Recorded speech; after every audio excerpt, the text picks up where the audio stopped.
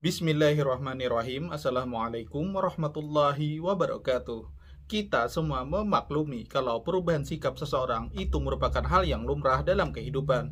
Nah, seperti halnya Gus Fuad yang dulunya dikenal sebagai seorang individu yang sangat cinta dan percaya kepada para habaib Ba'alawi dari Yaman sebagaimana yang dicontohkan oleh Abah Gurus Kumpul. Tapi akhir-akhir ini seperti yang sudah kita ketahui semua bahwa Gus Fuad ini sekarang sedang mengalami perubahan yang signifikan berbanding terbalik 180 derajat. Dan saya rasa Gus Fuad telah terpengaruh oleh pemikiran-pemikiran para buzzer yang mengakibatkan Gus Fuad sekarang mengalihkan pandangannya menjadi melawan para habaib. Bahkan di video terbaru dari Gus Fuad katanya ingin membubarkan Robitoh Alawiyah yang kita kenal sebagai rumah besar para habaib dan pencatat nasab para juriat Rasulullah dari marga Ba'alawi yang ada di Indonesia. Nah, benar kan? Nampak sekali perubahannya. Makanya tadi saya bilang, ini sudah 180 derajat berpaliknya. Yang dulu cinta, sekarang malah jadi begini. Nah, di dalam video yang akan saya tampilkan setelah ini, itu berisikan tentang pengakuan dan cerita dari Gus Fuad sendiri pada keaslian para habaib sebagai juriah Rasulullah yang ada di Indonesia. Di video berikut ini menceritakan tentang kekaguman Gus Fuad pada kewalian dari Habib Ahmad Bafaqih di Tempel Yogyakarta yang berguru langsung dengan Nabi Khidir dan datuk beliau sendiri Rasulullah. Jelas di video ini nanti Gus Fuad menyebut Rasulullah sebagai datuk dari Habib Ahmad Bafaqih. Nah, berarti Gus Fuad kan mengakui kalau Habib Ahmad Bafaqih yang juga keturunan dari Ba'alawi di Yaman sebagai juriah asli dari Rasulullah. Selain itu, Gus Fuad juga mengakui dan mengagumi Habib Soleh Tanggul Jember, Jawa Timur. Dan juga ada bercerita tentang seorang Habib yang datang kepada Abah Gurus Kumpul. Dan saat itu kata Gus Fuad, Abah Gurus Kumpul juga menegaskan bahwa Habib itu benar datuknya adalah Rasulullah. Dan Gus Fuad pun mempercayai itu. Untuk lebih jelasnya, nah marilah kita simak videonya. Oh, nah itu Binyamin itu cerita, ketemu Yaqdah dengan Rasulullah itu, Nabi Khidir bilang, kalau kamu mau ketemu Yaqdah dengan Rasul, datangi Habib Ahmad Tembel. Habib Ahmad Tembel, oh iya kamu disuruh ya Nabi Khidir untuk ketemu datukku ya, benar lagi nanti datukku datang, bentar tunggu. Nah gitu, dan memang benar-benar Yaqdah melihat. Iya, benar-benar melihat salaman macam-macam. Nah itu Habib Tembel. Habib Tembel itu kan bukan ulama, tapi karomahnya memang luar biasa. Nah itu amalannya apa? Ya kita selalu tanda tanya. Maksudnya? Ya Allah sampai memberikan karoman sebesar itu. Ya karena memang dia nggak punya guru, nggak punya ini, karena tubuhnya cacat, kemudian Rasulullah sayang, didatangi, diajar sama Rasulullah gimana? Muridnya Rasulullah, gimana sih? Habib Ahmad gurunya Rasulullah itu, nggak punya guru yang lain nggak ada. Ya memang begitu sih. Nah itu kan pilihan. Dari kafatullah yu'tihi may yasha. Kan itu. Kalau saya itu begini, saya malah nggak pengen seperti itu. Saya yang penting cinta aja. Kalau cinta kan nanti surganya sama. Kalau sama dengan dia, wali-wali kan ujiannya berat, balaknya kan besar. Aku malas dapat balak kayak gitu. Padahal targetnya surganya sama kan itu. Ya udah cinta aja selesai. Ada cerita itu, ada seorang Habib. Udah anu lah. Datang Gurus Kumpul. Mungkin ini ya, teman-teman Banjarmasin malah dengar cerita. Itu kan agak populer ya. Ada banyak santri Abah Guru yang di situ. Nah, Habib ini merasa dirinya wali. Gurus Kumpul bilang kamu belum wali. Tapi kalau dia kan marah. Cemberut aja. Tapi kalau kamu mau jadi wali nggak apa-apa, nanti saya mohonkan pada datukmu. Lihat, jadi wali. Mau saya? Ya, wahai Rasulullah, ini cucumu pengen jadi wali, jadikan dia wali. Ya biar nyoba-nyoba lah, gimana rasanya jadi wali kan? Dah, kami Rasulullah bilang, dituruti sama Rasul, kamu udah jadi wali, pulang tuh. Nanti kalau nggak kuat, nelpon saya. Begitu sampai rumah itu, ya, Gurus Kumpul masih tunggu aja nanti. Habib itu telepon sama saya. Ya benar telepon. Gimana rasanya? Enak kan jadi wali? Aduh tolong, sakit semua. Istriku juga sakit, anak gitu. Ya, kadang-kadang kan harus begitu. Ibadahnya banyak, balaknya banyak. Kan wali itu kan kayak gitu. Aku mau balak itu masalah. Surganya aja bareng, balaknya itu ya nggak kuat gitu loh. Makanya kalau saya ya gitulah. Terpaksa misalnya gini, kalau yang paling punya hak untuk jadi wali kan para habib. Kalau di luar habib kan prosentasinya lebih kecil dan tidak akan pernah sampai kutub. Kalau saya jadi habib loh, kalau saya terpaksa jadi wali nggak apa-apa. Tapi kalau bisa nggak usah. Yang penting nanti surganya bareng Rasulullah kan gitu. Enak itu. Mau kayak Habib Ahmad Tembel, ya? Mau kayak yang di Jatimur itu Habib siapa? Ya enggak, yang hallnya besar itu. Tanggul. Ah ya, Habib Soleh Tanggul. Mau? Apa dikira nggak berat itu? Itu loh. Kita mandek ya? Enggak, tadi yang pertanyaannya yang kayak dibilang idza arafa sabab zal al-ajab. Ya itu.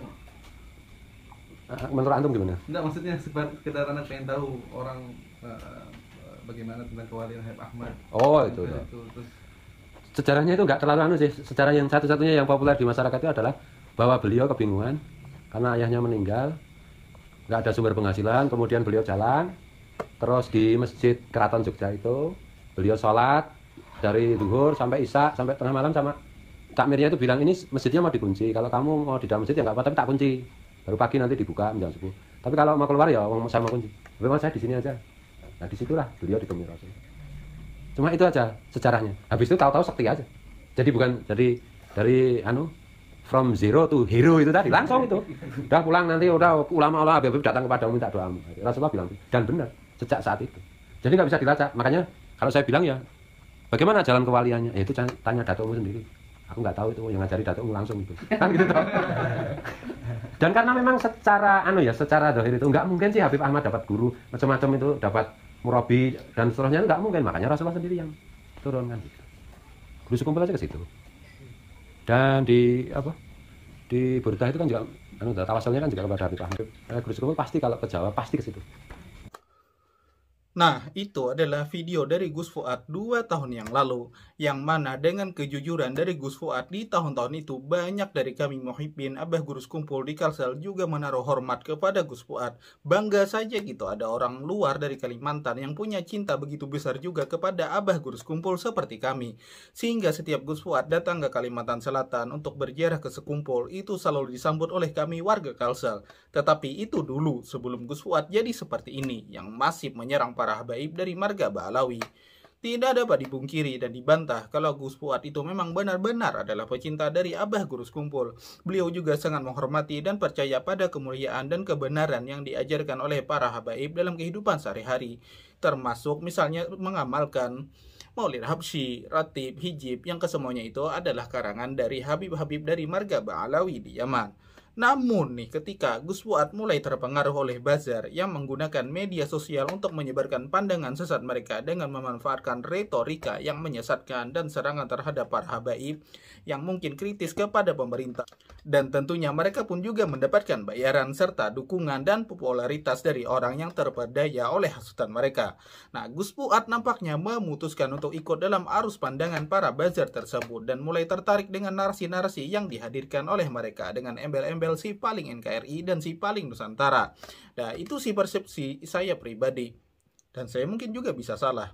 Nanti kalian tulis deh pendapat kalian di kolom komentar. Nah, dan jadilah Gus Fuad mulai meragukan setelah itu kebenaran dan manfaat dari ajaran-ajaran para habaib Ba'alawi. Sehingga ketika Kiai Imad merilis hasil riset penelitiannya yang mengatakan bahwa nasab para habaib Ba'alawi di Indonesia ini tidak terbukti sebagai juriah Rasulullah, karena katanya Ubaidillah itu bukanlah anak dari Imam Isa al-Muhajir. Jadi makin berkobarlah semangat dari Gus Fuad untuk ikut menyebar pemahaman Kiai Imad ini. Sehingga kalau kita lihat di akhir-akhir ini tidak ada lagi kata-kata indah yang keluar dan pujian kepada para habaib di video Gus Fuad sebagaimana Gus Fuad di masa 2 tahun yang lalu. Yang ada hanyalah kata-kata kasar sebagaimana ciri khas dari para buzzer yang menjuluki kita yang cinta dengan habaib dan ulama dengan sebutan kadrun, imigran Yaman, dan lain sebagainya lah. Jadi kesimpulannya adalah ketika Gus Fuad sudah berubah jati dirinya dari seorang pecinta habaib menjadi seorang yang meragukan keaslian para habaib. Jelas ini adalah contoh yang menunjukkan kepada kita semua betapa pengaruh buzzer dan media sosial dalam membentuk pandangan seseorang itu sangat besar dan signifikan. Sehingga penting bagi kita nih ke depannya untuk selalu kritis dan mempertimbangkan serta memverifikasi setiap informasi yang kita terima melalui media sosial, khususnya di YouTube nih. Karena sekarang banyak sekali muncul YouTuber baru modal ngaku si paling NKRI, jadi ringan sekali mulut mereka ikut keluar-keluar menyerang para habaib.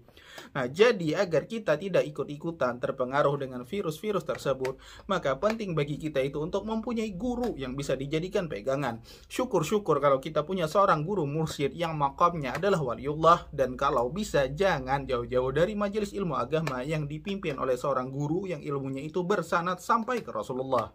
Nah, untungnya seperti kami di Kalimantan Selatan, kiblat kami adalah Abah Guru Sekumpul beserta guru-guru lainnya yang sama-sama juriah dari Datu Kalampayan atau Syekh Arsad Al-Banjari. Sehingga hal-hal fitnah seperti ini kami sudah tidak kaget lagi dan tahu harus bersikap seperti apa.